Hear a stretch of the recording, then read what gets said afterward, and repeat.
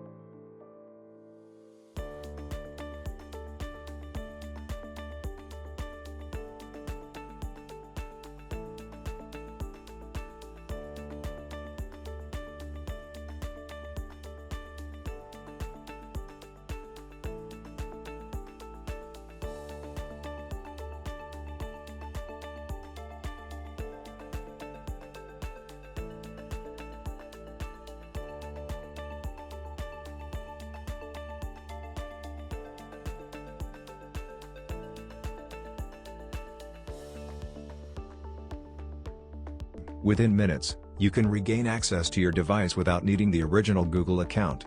Using MagFone Android Unlocker, no technical skills required, supports many Android brands. Simple and guided process, and saves time compared to manual tricks. FRP is designed for security, but if you're locked out and can't recover your account, tools like MagFone Android Unlocker can be a practical solution.